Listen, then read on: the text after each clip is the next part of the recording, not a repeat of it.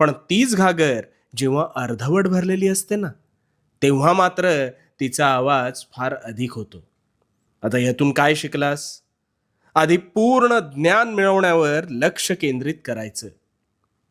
वेळ ही अशी गोष्ट आहे ना, की जी हातातून पटापट निसटून जात असते. त्यामुळे एक गोष्ट कायम ध्यानात ठेव. आज जर तू वेळेला किंमत दिलीस, तर वेळ उद्या तुझी किंमत करेल. तू एखादे कार्य संपन्न करायला जितका वेळ ठरवतोस, त्या अनुषंगाने तुझे अंतर्मन त्यावर काम करू लागते. आता तुझी परीक्षेची वेळ आठव. त्यावेळेला तुला ठाऊक होतं, की उद्या आपल्याला कसोटीला पात्र ठरायचंय.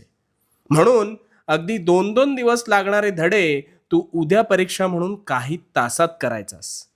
का सांग? कारण तुला वेळ मर्यादा ठाऊक होती आणि अमुक एक वेळेतच हे करायला हवं हे डोक्यात